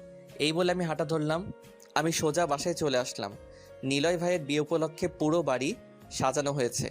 নিলয় ভাইয়ের বিয়ে উপলক্ষে অনেক অতিথি বাড়িতে আসা যাওয়া করছে, কিন্তু আমার মন একটু ভালো না। কারণ হলো সুবর্ণার জন্য মনটা কেমন একটা টান অনুভব করছে, যদিও আমার থেকে বড়। পরদিন নিলয় ভাইয়ের গায়ে হলুদ। জানি না সুবর্ণা কি করছে, নিশ্চয়ই ঘরে বসে কাঁদতেছে। পরদিন ভাবছিলাম সুবর্ণার সাথে দেখা হবে, কিন্তু না, রাতে বেলকনিতে বসে আছি। একটু পর দেখি সুবর্ণা ছাদে এসে এক কোনায় বসে পড়ছে। ভাবলাম নিশ্চয়ই সুবর্ণার মনটা খারাপ। আমি ডাক না দিয়ে ওদের বাসার ছাদে গেলাম। গিয়ে সুবর্ণার কাছে গেলাম। দেখি সুবর্ণা শাড়ি পরছে। কিছুটা অন্ধকার, কিন্তু বোঝা যাচ্ছে সব কিছু। এত সুন্দরই লাগছিল সুবর্ণাকে। আমি বললাম, আপু আমি সাকিব, কেমন আছেন? ভালো না রে। কেন, মন খারাপ? হুম। আমি ভালো করে তাকিয়ে দেখি সুবর্ণার চোখে পানি। আমি গিয়ে পাশে বসলাম। নিলয় ভাইয়ের জন্য মন খারাপ হচ্ছে। সুবর্ণা আমার গেঞ্জির কালার ধরে বলল, চুপ, ওই হারামের নাম আমার মুখের সামনে আনবি না। ওকে। তুই আমার থেকে কত বছরের ছোট? জানি না, আমার মতে তুই আমার থেকে 3 বছরের ছোট। হয়তো। তুই তো আমার ছোট ভাই। জি আপু। আমি তোকে একটা কথা বলতে চাই। বলেন। আমার আব্বু বলছে আমাকে 1 মাসের মধ্যে বিয়ে করতে, না হলে আব্বু যার কাছে মন চায় তার কাছে বিয়ে দিয়ে দিবে। সে তো ভালো কথা। আপনার আব্বু নিশ্চয়ই কোনো খারাপ ছেলের সাথে আপনাকে বিয়ে দিবে না। তা তুই ঠিক বলছিস, হুম। কিন্তু আমার কেমন জানি ভয় করছে। ভয়ের কি আছে? জানি না, আমাকে তোর কেমন লাগে? ভালো লাগে, কিন্তু কিন্তু কি? আমি দেখতে খারাপ? বয়সে বুড়ি হয়ে গেছি? তেমনটা বোঝাতে চাইনি তো আমার ভালো লাগা আপনার কি আসবে আর যাইবে? অনেক কিছু। হুম। আর একটু কাছে এসে বস, আমার ভয় করছে। আমি কি করব বুঝতে পারছি না। চলে যাব না এমনিতেই সুবর্ণার মনটা খারাপ? আমি কাছে গিয়ে সুবর্ণার শরীরের সাথে লেগে বসলাম। সুবর্ণার শরীর থেকে একটা মিষ্টি গন্ধ আসছে, যেটা আমার খুব ভালো লাগছে। সুবর্ণা বলল, এইভাবে সবসময় আমার পাশে থাকবি? আমি কি বলবো বুঝতে পারছি না। সুবর্ণা বলে কি, আমি যদি সুবর্ণার পাল্লায় পড়ি তাহলে আমাকে জানি কি করে। এমনিতেই আমাকে যেই জ্বালান জ্বালাইছে, আবার যদি আমাকে বিয়ে করার কথা বলে তাহলে আমি শেষ। আর বললেই হলো নাকি, আমার বিয়ে হতে আরো অনেক দেরি। চেষ্টা করব। সুবর্ণা আমার চোখের দিকে তাকালো, মনে হয় ভেবেছিল আমি হ্যাঁ বলবো। আর হ্যাঁ বলবো আমি? পাগল নাকি? সুবর্ণা আমার দুর্বলতার সুযোগ নিয়ে আমাকে পটাতে চাইছে। আমি নাই, এই মেয়ে যদি আমার কপালে আসে তাহলে আমার আর রক্ষা নাই। তার চেয়ে ভালো কেটে পড়ি। সুবর্ণা আমার হাত ধরে কাঁদতে লাগলো। তার হাতের ছোঁয়া আমার শরীরে একটা শিহরণ খেলে গেল। মনে হচ্ছে আমি ঘামতেছি। সুবর্ণা আমার হাত শক্ত করে ধরলো, বলল, বল তুই আমার পাশে থাকবি সব সময়? হুম আপু আমি যাই। যাস না, আর একটু বস। ওকে। সুবর্ণা আমার হাতটা আরো শক্ত করে ধরলো, কিন্তু আমি হাতটা ছাড়িয়ে নিলাম। বললাম, আপু আমাকে যেতে হবে। বল তুই নিলয়ের বিয়েতে যাবি না? ওকে, যাব না। আমার মনটা একটু ভালো না, চল না আগামীকাল কোথাও ঘুরতে যাই। না মোটেও না। কেন? আপনার সাথে কোথাও না কোথাও গেলে একটা সমস্যা হবেই। যা, তুই যেখানে বলবি সেখানেই যাব। আমি যেখানে বলবো সেখানে। হুম। তারপরেও আমি আপনার সাথে কোথাও যেতে পারবো না। কেন? যদি কিছু হয়ে যায়? আরে কিছু হবে না, আমি আছি না। কোথায় যাব? আমার যাওয়ার মতো কোনো জায়গা নেই। তাহলে আমার সাথে চল। কোথায়? যে কোনো জায়গা, তুই শুধু আমার সাথে আসবি। ওকে, তাহলে আমি যাই। ওকে, যা, চুপচাপ ঘরে বসে শুয়ে থাক, ঘর থেকে বের হবি না। না, ঘর থেকে বের হতেই হবে। কেন? একটা সিগারেট খেতে হবে। এখন চল আমার সাথে। ওকে, চলেন। আমি আর সুবর্ণা বাড়ি থেকে বের হয়ে মোড়ের দোকান পর্যন্ত পাশাপাশি হেঁটে গেলাম। গিয়ে একটা সিগারেট নিলাম। ধরিয়ে রাস্তার এক আড়ালে গিয়ে আমি সিগারেট টানতেছি। সুবর্ণা আমার পাশে এসে দাঁড়ালো, বলল, দে, সিগারেট খাবো আমি। না, আপনি না ছেড়ে দিয়েছেন? এখন মন চাচ্ছে। মন চাইলে খাওয়া লাগবে। দে। আমি সিগারেট দিলাম। সে 2 টান দিয়ে আমাকে দিয়ে দিল। আমি সিগারেট শেষ করে বললাম, চলেন বাড়ি যাই। দাঁড়া। এই বলে আমার হাত ধরে টান দিয়ে একেবারে নিজের কাছে নিয়ে নিজের গোলাপি ঠোঁট 2টা আমার ঠোঁটে লাগিয়ে দিল। ছাড়তেছে না। 30 সেকেন্ড পরে ছাড়লো। এমন পরিস্থিতিতে আমি কি করব কিছুই বুঝতে পারছি না। সুবর্ণা এটা কি করলো, আমি এটা মেনে নিতে পারছি না। আমি বললাম, এটা কি করলেন? পাগল নাকি? পাগল হতে যাব কেন? তো এটা কি করলেন? যাতে তোর উপর কেউ অধিকার খাটাতে না আসে, সেজন্য আমি সেই অধিকার নিয়ে নিলাম। বললেই হলো? আমার মাথা গরম হয়ে যাচ্ছে। সুবর্ণার এমন কাজ আমি কোনোভাবেই মেনে নিতে পারছি না। বড় বলে সম্মান করি, কিন্তু তাই বলে এমন কাজ করবে? আমার মাথা গরম হলে কি জানি কি বলে ফেলি, তার কোনো ঠিক ঠিকানা থাকে না। তো? চুপ, একদম চুপ। লুচ্চা মেয়ে, নিলয় ভাই আপনাকে খেয়ে ছেড়ে দিয়েছে। দেখছি না ছাদের মধ্যে আপনাদের কীর্তিকলাপ। বয়স্ক বুড়ি মেয়ে এখন আসছে আমার উপর অধিকার খাটাতে। আপনাদের মতো বেহায়া মেয়েদের আমি 2 চোখে দেখতে পারি না। আমার দুর্বলতার সুযোগ নিয়ে আপনি এমন কাজ কি করে করতে পারলেন? যত সব ফালতু মেয়ে, আর জীবনেও আমার ধারে কাছে আসবেন না। কি? আমি লুচ্চা মেয়ে, বয়স্ক বুড়ি, নিলয় আমাকে খেয়ে দিছে? ছি ছি সাকিব, ছি। তোকে আমি ভালো ভাবছিলাম। আপনি তো সবাইকে ভালো ভাবেন, নিলয় ভাইকে ভালো ভাবছিলেন না? দেখছেন কিভাবে আপনাকে খেয়ে ছেড়ে দিয়েছে? আমার তো মনে হচ্ছে আপনার পেটে ঠাস ঠাস করে 2টা চড় দিল আমার গালে, আর বলল, চুপ কুত্তা চুপ, আর একটা কথা বললে তোকে আমি খুন করে ফেলবো। মারেন আমাকে, আরও মারেন। ঠিকই আছে, নিলয় ভাই আপনাকে ছেড়ে দিয়েছে। আপনার মতো মেয়েদের এমন হওয়াই উচিত। চুপ, কোনো কথা বলবি না। এই বলে সুবর্ণা জোরে জোরে চিৎকার করে কাঁদতে লাগলো। আমার যেন কি হয়ে গেছে, আমার মাথা ঠিকমতো কাজ করছে না। প্লিজ আপু, আমাকে ছেড়ে দেন, আমাকে আর জ্বালায়েন না। আমরা এই 1 মাসের মধ্যে আব্বাকে বলে বাসা ছেড়ে দেওয়ার চেষ্টা করতেছি। প্লিজ, আল্লাহর দোহাই লাগে, আমাকে আর জ্বালায়েন না। এই বলে আমি চলে আসলাম। আমার মাথায় রক্ত উঠে গেছে। কি কি জানি বলছিলাম সেটাই এখন খেয়াল আসছে না। বাসায় এসে দরজা বন্ধ করে শুয়ে পড়লাম। সাব্বির যাওয়ার পর শোভনা সেখানেই দাঁড়িয়ে রইল। শোভনার মাথা ঠিকমতো কাজ করছে না। কী সব ভাষা বলছে সাব্বির। সাব্বির এত নোংরা কথা বলতে পারে শোভনার আগে জানতো না। এর বিচার শোভনা করবে। শোভনা সেখানে দাঁড়িয়ে কাঁদতে লাগলো। চোখ মুছে বাড়ির দিকে হাঁটা ধরলো। বাসায় এসে শোভনা কোনো কথা না বলে শুয়ে পড়লো। শুয়ে শুয়ে ভাবতে লাগলো, সাব্বির এত নিচে নামতে পারে? নিলয় তো শোভনাকে এত নোংরা কথা বলেনি। সাব্বিরকে এর শিক্ষা দিতে হবে। শোভনা এমন কি করলো? শুধু একটা কিসই তো করলো। আর কিস তো প্রত্যেক ছেলেই পছন্দ করে। সকল ছেলেরাই তো চায় তার প্রিয়জনের কাছ থেকে। সাব্বির হয়তো এসব প্রথম, তাই মেনে নিতে পারিনি। আর আমারই সব ভুল, আমি বেশি তাড়াহুড়া করে ফেলছি। কিন্তু সাব্বির, সে যে কথাগুলো বলল তা কখনো মেনে নেওয়া যায় না। আর এর জন্য সাব্বিরকে কখনো ক্ষমা করতে পারবো না। এই শিক্ষা সাব্বিরকে দিতে হবে। কিন্তু কিভাবে? শোভনা একটা বুদ্ধি বের করলো। সাব্বিরকে কোনো কিছু না জানিয়ে ডিরেক্ট বিয়ে করতে হবে। এর জন্য সবার আগে সাব্বিরের মা বাবার পারমিশন নিতে হবে। শোভনার টাকা পয়সার কোনো অভাব নেই। যত টাকা দাবি করবে তত টাকাই দিতে পারবে। জায়গা জমি সব আছে শোভনার, শুধু নেই একটা মনের মতো মানুষ, যাকে সে নিজের মতো করে রাখতে পারবে। নিজের রাগ অভিমান দুঃখ কষ্ট বলতে পারবে। এসব ভাবতে ভাবতে সুবর্ণা ঘুমিয়ে পড়ল। পরের দিন নিলয় কুত্তার বিয়ে, এর জন্য সেই দিন সুবর্ণা বাসা থেকে বের হয়নি। দুদিন পর সকালে খেয়াল করলো, দেখলো কখন সাব্বির কলেজে যায়। সাব্বির কলেজে যাওয়ার পর সুবর্ণা চলে গেল তাদের ফ্ল্যাটে। সুবর্ণা সাব্বিরদের বাসায় গিয়ে নক করলো। সাব্বির মা এসে দরজা খুললো। সুবর্ণা বলল, আন্টি কেমন আছেন? আরে সুবর্ণা, মা কেমন আছো তুমি? ভিতরে আসো। জি আন্টি, ভালো। আপনি? আলহামদুলিল্লাহ ভালো, ভিতরে আসো। সুবর্ণা ভিতরে গেল, দেখলো সাব্বিরের মা সবজি কাটছে। সুবর্ণা বলল, আন্টি দেন, আমি কাটি, আপনি বসেন।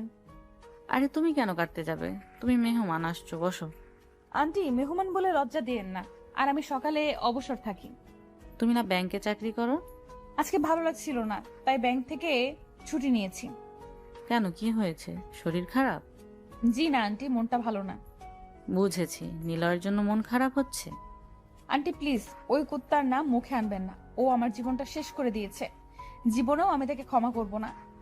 থাক না, ক্ষমা করে দাও, হয়তো তোমার জন্য নিলয়ের থেকে ভালো কেউ অপেক্ষা করছে। আন্টি তাই যেন হয়। তোমাকে কি কোনো ছেলে দেখতে আসছে? এক সময় অনেক প্রস্তাব আসতো, কিন্তু নিলয়ের জন্য সবাইকে না করে দিয়েছি। এখন যেহেতু বয়স বেশি হয়ে গেছে, তাই কেউ আর দেখতে আসছে না, কারণ সবাই চায় কম বয়সী মেয়ে বিয়ে করতে। এখন তুমি কি করবা? এভাবেই সারা জীবন পড়ে থাকবা? না আব্বা, আমাকে 1 মাসের সময় দিয়েছে নিজের পছন্দের ছেলে খুঁজে বের করতে। 1 মাস পরে আব্বার পছন্দে আমাকে বিয়ে করতে হবে। আরে মন খারাপ করার কি আছে? দেখো, আল্লাহ তোমাকে উত্তম সঙ্গী দান করবেন। তাই যেন হয়। সবজি কেটে সাব্বিরের মা রান্নার কাজে হেল্প করলো সুবর্ণা। দুপুরের দিকে সুবর্ণা বাসায় এসে আসলো। পরের দিন ব্যাংক থেকে এসে বিকালের দিকে আবার সাব্বিরদের বাসে গেল সুবর্ণা। গিয়ে দরজায় নক করলো, দেখে সাব্বির এসে দরজা খুললো।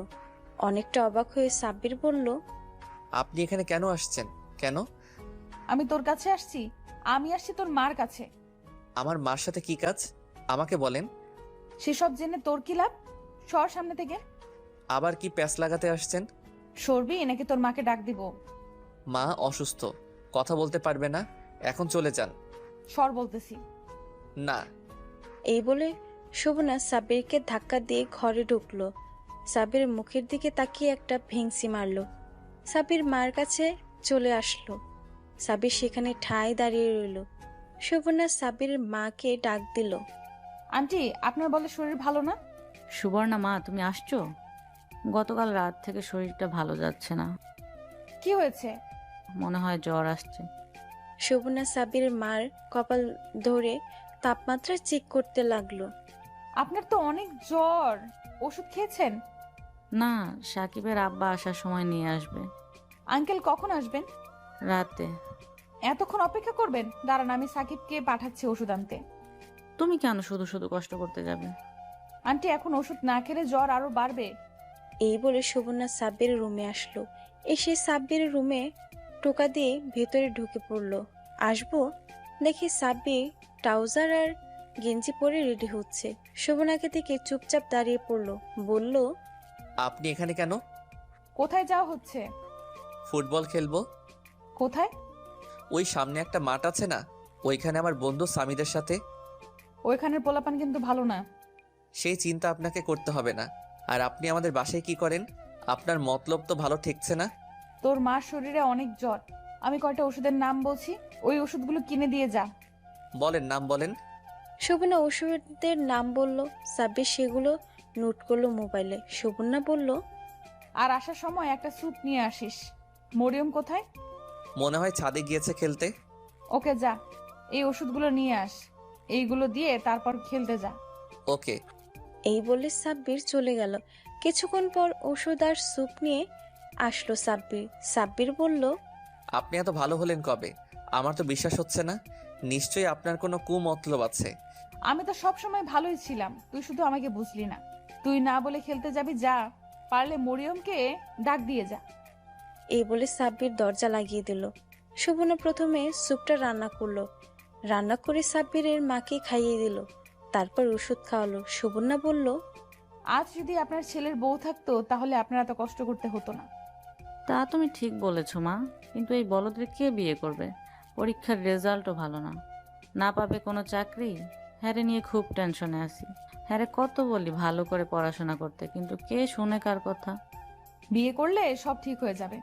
কিন্তু হ্যারে কে বিয়ে করবো? চাকরি নিয়ে টেনশন করতে হবে না, আমার ব্যাংকের কোনো এক পোস্টে তারে ঢুকিয়ে দেবো, সমস্যা নেই। ওকে মা, সেটা পরে দেখা যাবে। এখন শরীরটা কেমন লাগছে? আগের থেকে অনেক ভালো। আন্টি তাহলে আমি যাই। বসো, আর একটু পরে যাও। ওকে। মা, তোমাদের ব্যাংক থেকে কি লোন নেওয়া যায়?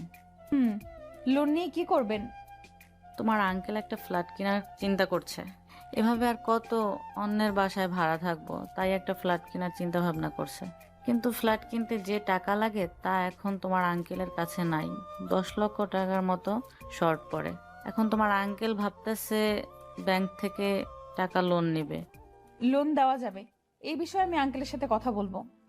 ওকে, তুমি আঙ্কেলের সাথে কথা বললো, অনেক উপকার হবে। আপনি কোনো টেনশন করিয়েন না, আমি আঙ্কেলের সাথে কথা বলতেছি। ওকে, যাও। যাওয়ার সময় মরিয়মকে ডাক দিয়ে যেও। ওকে। সুবর্ণা ঘর থেকে বেরিয়ে যায়। এমন সময় আবার সাব্বিরের সাথে দেখা। সাব্বিরকে দেখে সুবর্ণা ভেঙচি মেরে বলল, আমাকে ওই দিন নোংরা ভাষায় গালিগালাজ করছিলি না, সেই বিচার তোর করতেছি, কিছুদিন অপেক্ষা কর। কি গালিগালাজ করছি? যেটা সত্যি সেটাই তো বললাম। আবার এর শাস্তি আমি তোকে নিজ হাতে দিব। দেখবো নে, প্লিজ আমাদের বাসায় আইসেন না। আসবো না কেন, 100 বার আসবো। জানতো এখান থেকে। তোর মা বলছে মরিয়মকে ডাক দিতে। এই বলে মুখ ভেঙচি মেরে চলে আসলো সুবর্ণা। সুবর্ণা বাসায় এসে ভাবলো কাজ অর্ধেক হয়ে গেছে, এখন শুধু প্রস্তাব দেওয়া। আগে নিজে দিব, পরে আব্বার হাতে দেয়াবে। আমি সুবর্ণার আচরণ কিছুই বুঝতে পারছি না। ভাবছিলাম ওই দিন যে অপমান করলাম, তারপর থেকে আর আমাদের বাসার ত্রিসীমানায় দেখব না। এখন দেখছি সে সারাক্ষণ আমাদের বাসায় থাকে। কি মুশকিল না করি আসতে, তারপরও বেহায়ার মতো বলে আসবে। আসলে আসুক, তাতে আমার কি। এদিকে আমার পরীক্ষা চলছে। পরীক্ষা কেন জানি ভালো হচ্ছে, মনটাও খুব ভালো। রাতে আমরা সবাই একসাথে বৈশা খাইতেছি। মা বলল, তোর আব্বা একটা ফ্ল্যাট কিনতেছে। কোথায়? ওই যে সামনে দেখছোস না, একটা নতুন বাড়ি হচ্ছে, ওটাতে। বাড়ি বানানো প্রায় কমপ্লিট, আর বোধহয় 2-3 মাসের মতো লাগবে। কিন্তু টাকা? টাকা কিছু শর্ট পড়ে, সেই টাকা ব্যাংক থেকে লোন নিব। পাশের বাড়ির সুবর্ণার সাথে কথা বলছি, ও বলছে তাদের ব্যাংক থেকে দেয়া যাবে। লোন নেওয়ার কি দরকার? দেশের বাড়ি থেকে জায়গা বিক্রি করলেই তো হয়। ওই একই, দেখা যাক। আগে সুবর্ণার সাথে কথা বলি, দেখি কি বলে। বুঝে হয় নেব, না হলে অন্য ব্যবস্থা করতে হবে। আমি ভাবলাম ভালোই হবে, নিজেদের একটা পার্মানেন্ট বাসা থাকলে। কিছুদিন পর পর বাসা চেঞ্জ আর ভালো লাগে না। আমি খেয়ে দিয়ে রুমে এসে পড়তে বসলাম। পরীক্ষা খুব ভালো করতে হলো। পরদিন পরীক্ষা দিয়ে আসার সময় নিলয় ভাইয়ের সাথে দেখা। নিলয় ভাই বলল, সাকিব, কি খবর, কেমন আছো? জি ভাই, ভালো। ইদানিং দেখতাছি সুবর্ণা তোমাদের বাসায় খুব আসা যাওয়া করতেছে, কারণটা তুমি জানো? না ভাই, মার সাথে দেখা করে ব্যাংক সম্পর্কে কি যেন কথা, এগুলো তেমন কিছু জানি না। ওরে বেশি প্রশ্রয় দিও না, তোমার জীবন শেষ করে ফেলবে। কিন্তু ভাই, আমি শুনলাম আপনার সাথে তার বিয়ে হওয়ার কথা, কিন্তু বিয়ে দেখি হলো না। আরে ওই মেয়েটাকে কে বিয়ে করতে যাবে? সে আমার জীবনটা শেষ করে দিয়েছে। সে এত পরিমাণ জ্বালিয়েছে আমারে, তা বলে শেষ করা যাবে না। আমি ভাবছিলাম বিয়ের পর জানি আমার কি করবে, সেই ভাই আমি তাকে বিয়ে করি নাই। কিন্তু ভাই, আমরা তো শুনলাম বয়স বেশি হওয়ার কারণে আপনি তাকে বিয়ে করেননি। সেটাও একটা কারণ আছে, কিন্তু সে আমাকে খুব প্যারা দিত। কিন্তু তার কাছে আপনি সারা জীবন ঘৃণার পাত্র হয়ে থাকবেন। আরে ছোট ভাই, জীবনে এরকম সমস্যা কিছু আসবেই, সেটা কোনো প্রবলেম না। তোমাকে আমি একটা সাজেশন দেই, তাকে সবসময় এড়িয়ে চলবা, না হলে তোমার জীবন শেষ করে দিবে। ওকে ভাই। আমি বাসায় আসলাম, এসে দেখি সুবর্ণা মার সাথে জমিয়ে আড্ডা দিচ্ছে। আমি আমার রুমে চলে আসলাম। নিলয় ভাইয়ের কথাগুলো মনে পড়ছে। সে খুব প্যারা দেয়, সেটা ঠিক, কিন্তু বয়স কোনো ফ্যাক্টর না। আমি বুঝতে পারছি না সুবর্ণা চাচ্ছেটা কি। সারাক্ষণ মার সাথে থাকে। দূর, সেসব দেখে লাভ নাই। আমি আমার মতো থাকি। পরীক্ষা শেষ হলো, পরীক্ষা সবগুলো ভালো হলো। মনটাই অন্যরকম লাগছে। কলেজ থেকে ছুটি পাওয়া গেছে। এখন ভাবছি কিছুদিন শান্তি মতো রেস্ট করতে পারবো আর ঘুরতে পারবো। পরীক্ষা যেদিন শেষ করলাম, পরদিন আব্বা এসে বলল, কিরে, তোর তো পরীক্ষা শেষ, যা তো গ্রামের বাড়ি থেকে ঘুরে আস। কেন, সেখানে কোনো কাজ আছে? জমিগুলো দেখে আসবি। মোট কতটুকু জমি আছে সেগুলো মাপতে হবে, আর হিসেব করতে হবে কত লক্ষ টাকা জমি আছে। ফ্ল্যাটের জন্য টাকা বের করতে হবে। তাই চিন্তা করলাম জমিটুকু বিক্রি করে ফেলি। কখন যাব? এখন চলে যা, আজকে সারা রাত থাইকা পরের দিন সন্ধ্যায় সেখান থেকে রওনা দিস। ওকে, আমি রেডি হয়ে দেশের বাড়ির উদ্দেশ্যে রওনা দিলাম। শোভনা পরের দিন ঠিক করলো সাব্বিরের মাকে বলবে। রীতিমতো দুপুরের পর শোভনা সাব্বিরদের বাসায় এসে হাজির। সাব্বিরের মা দেখে অনেক খুশি হলো। শোভনা বলল, এই নিন আন্টি। শোভনা আসার সময় শুটকি ভর্তা করে নিয়ে আসছিল। সাব্বিরের মা দেখে খুব খুশি হলো। শোভনা বলল, আন্টি একটা কথা বলার ছিল, কিন্তু সাহস হচ্ছিল না। সাহসের কি আছে? তুমি তো আমার মেয়ের মতোই, বলো কি বলবা। কি করে যে বলি। আরে বলো তো, লজ্জার কি আছে? আন্টি, সাকিবকে আমি বিয়ে করতে চাই। আন্টি শোভনার এমন কথা অপ্রস্তুত হয়ে যায়। কিছুক্ষণ শোভনার মুখের দিকে তাকিয়ে থাকে। শোভনা বোকার মেয়ের মতো মাথা নিচু করে বসে রইল। সাব্বিরের মা বলল, কিন্তু মা, সাকিবের তো বিয়ের বয়স হয় নাই। আন্টি ওর বয়স কত? 22 হবে হয়তো। আন্টি বিয়ে করার একদম পারফেক্ট। কিন্তু মা, সে এখনো পড়াশোনা করে, তোমাকে কি খাওয়াবে? তোমাকে খাওয়াবে কি? আর কবে না কবে চাকরি পায়, তার কোনো ঠিক ঠিকানা আছে? আন্টি আমি চাকরি করি, সেসব টেনশন আপনাকে করতে হবে না। কিন্তু মা, আসল কথা হলো সে তোমাকে পছন্দ করে কিনা। সে যদি তোমাকে পছন্দ করে তাহলে আমাদের বিয়ে দিতে প্রবলেম নাই। আন্টি তার পছন্দ দিয়ে আমার কোনো কিছু আসে না। পছন্দ হলো আপনাদের হাতে। আপনি আর আঙ্কেল যদি হ্যাঁ বলে দেন, তাহলে সে কখনোই না করতে পারবে না। তারপরেও তার পছন্দ দেখা উচিত না? শোভনা কাঁদতে কাঁদতে বলতে লাগলো, আন্টি প্লিজ না করেন না। আব্বা কার কাছে জানি বিয়ে দেয়, তার কোনো ঠিক ঠিকানা নাই। এমনও হতে পারে আমার সারা জীবন কুমারী হয়ে থাকতে হবে। প্লিজ আন্টি না করেন না। শোভনার চোখের পানি দেখে সাব্বিরের মা এসে শোভনাকে জড়িয়ে ধরলো। শোভনা সাব্বিরের মাকে জড়িয়ে ধরে আরো জোরে জোরে কাঁদতে লাগলো। সাব্বিরের মা বলল, কেঁদো না মা, কেঁদো না। এর জন্য কাঁদতে হবে? আমি তোমার আঙ্কেলের সাথে কথা বলবো। শোভনার চোখের পানি মুছে বলল, প্লিজ আন্টি না করেন না। আপনি তো আমার মায়ের মতো। আপনি কি আপনার মেয়ের এমন কষ্ট সহ্য করতে পারতেন? সুবর্ণা, আমি তো বলছি তোমার আঙ্কেলের সাথে কথা বলবো, আর সাকিবকে জিজ্ঞেস করি তার কি মত। প্লিজ আন্টি, সাকিবকে এই সম্পর্কে কিছু বলবেন না। কেন? আমি তাকে সারপ্রাইজ দিতে চাই। আমি এটা করতে পারবো। সে তোমাকে বিয়ে করবে, তার মত অবশ্যই থাকতে হবে। না আন্টি, তাকে প্লিজ বলবেন না। আপনি আর আঙ্কেল রাজি থাকলেই হবে। ওকে, তোমার আঙ্কেলকে জিজ্ঞাসা করে দেখি। আন্টি প্লিজ না করেন না। আন্টি আপনার পায়ে পড়ি। আরে কি করছো? ওকে, তুমি আগামীকাল তোমার বাবা আর মাকে নিয়ে আমাদের বাসায় এসো। ওকে তাহলে আন্টি আমি এখন যাই। ওকে। শোভনার খুশি ধরে না। সাব্বিরের মা ম্যানেজ করে ফেলেছে। এখন শুধু সাব্বিরের বাবা হ্যাঁ বললেই হলো। সাব্বির, তুই রেডি থাক, তোর খবর আছে। এই সবগুলোর বিচার করব বাসর রাতে। পরের দিন যখন দেখলো সাব্বির পরীক্ষা দিয়ে বের হচ্ছে, তখন শোভনা তার মা আর বাবাকে নিয়ে সাব্বিরদের বাসায় হাজির। শোভনার বাবাকে শোভনা আগে থেকেই সবকিছু বলে রেখেছিল। ভেতর ঢুকে সালাম দিল শোভনা। আঙ্কেল কেমন আছেন? জি ভালো। আঙ্কেল, আমার আব্বা আর আম্মু। ভিতরে আসেন, ভিতরে আসেন। শোভনা আর শোভনার বাবা আর মাকে নিয়ে ভিতরে ঢুকলো। সাবির মা সবাইকে হালকা নাস্তা দিল। শোভনার আব্বু বলল, আমার মেয়েটা আপনার ছেলেকে বিয়ে করতে চায়, আপনার কি মত? সাকিবের মা আমাকে রাতে এই বিষয়ে বলেছে। এখানে আমার কি বলার আছে? বিয়ে করবে ওরা দুজন, ভবিষ্যতে সংসার করবে ওরা। এখানে আমি কি বলবো? এক্ষেত্রে সাকিব যদি রাজি থাকে, সাকিবের যদি সুবর্ণাকে পছন্দ করে, তাহলে আমার কোনো সমস্যা নেই। কিন্তু সুবর্ণা চাচ্ছে সাকিবকে না বলে বিষয়টা শেষ করতে। না, আমি সাকিবের মত না নিয়ে কোনো কিছু সিদ্ধান্ত নিতে পারবো না। পরে কোনো সমস্যা হলে সাকিব দুষবে আমাদের। আরে থাক না, সমস্যা হবে কেন? সুবর্ণা মা তো খুব ভালো একটা মেয়ে। ভালো মেয়ে সেটা তো জানি, এই সমাজ তার মতো ভালো মেয়ে পাওয়া মুশকিল। কিন্তু সাকিবের তো একটা মত প্রকাশের স্বাধীনতা আছে, তাকে অবশ্যই বলতে হবে। আপনি বললে সাকিব কখনোই না করতে পারবে না। জানি না করতে পারবে না, হেলে তো জিজ্ঞেস করতে হবে।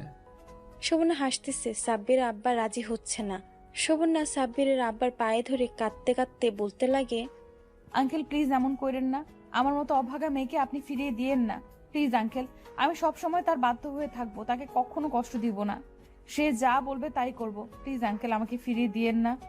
সাব্বির আব্বা সাব্বিরের মার মুখের দিকে তাকালো। তারপর সাব্বির আব্বু বলল, মা প্লিজ কেঁদো না, ওঠো। আমি কথা দিলাম তোমার সাথে সাকিবের বিয়ে দেবো, তুমি যেভাবে বলবে সেভাবে। সাব্বির মা এসে শোভনাকে উঠিয়ে নিয়ে গেল। শোভনার আব্বু বলল, তো ভাই আমি চাচ্ছি যত তাড়াতাড়ি কাজটা সম্ভব হয়ে যাক। সেটাই হোক। আমার মাথায় একটা আইডিয়া আসছে, যেটা হলো আমি শুনলাম সাকিবের এখন পরীক্ষা চলছে, পরীক্ষা শেষ হলেই তাকে একদিনের জন্য দেশের বাইরে পাঠিয়ে দিন। এই দিনের ভিতরে আমরা কাজ সেরে ফেলতে চাই। ওকে, তাই হোক। আব্বা পকেট থেকে একটা খাম বের করে সাব্বিরের আব্বার দিকে এগিয়ে দিয়ে বলল, বেয়ান, আমার মেয়ের থেকে শুনলাম আপনি একটা ফ্ল্যাট কিনতেছেন, প্লিজ এটা গ্রহণ করুন। সাব্বিরের আব্বা কৌতূহল বশত খামটা হাতে নিয়ে খুলে দেখলো 10 লক্ষ টাকার একটা চেক। অবাক হয়ে প্রশ্ন করলো, বিয়ান, এটা আমি গ্রহণ করতে পারবো না, কারণ তাহলে আপনি আমাদের টাকা দিচ্ছেন, আপনার মেয়েকে দেন নাই।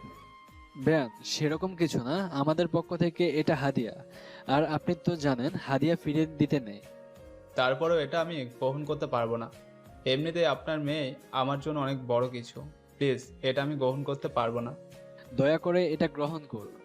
সাব্বিরের বাবা কি যেন ভাবলো, তারপর বলল, সুবর্ণা মা, তুমি এটা রাখো পড়ে, তুমি এটা সাকিবকে দিও, দেখো সাকিব গ্রহণ করে কিনা।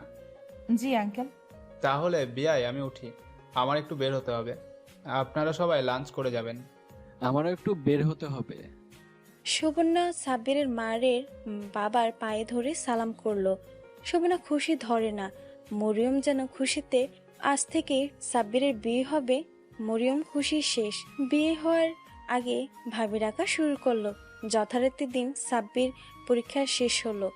পরের দিন সাব্বিরকে যখন দেশের বাড়িতে পাঠিয়ে দিয়েছে, সেদিন থেকে বাড়ি সাজানো হয়েছে। পরের দিন যেদিন সাব্বির আসবে, কথা হয়েছে সাব্বির আসতে আসতে সন্ধ্যা হবে। সন্ধ্যার সময় কাজে ডাকলো। সুবর্ণা যথারীতি কবুল বলে দিল। আর কবুল বলবে না কেন? যার জন্য এত কষ্ট করলো তার জন্য কবুল বলতে কিসের আপত্তি? সুবর্ণা সাব্বিরের ঘরে মাথায় ঘোমটা দিয়ে বসে রইল সাব্বিরের অপেক্ষায়। আমি ভাবি এসব কাজ কেন আমাকে দেয়। যেদিন গিয়েছিলাম পরদিন জমিটুকু মাপলাম অনেক কষ্টে, মেপে হিসেবে করে বিকালের দিকে ঢাকার উদ্দেশ্যে রওনা দিলাম। বাড়ি থেকে ফোন করলে বলে দিলাম আসতে সন্ধ্যা হবে।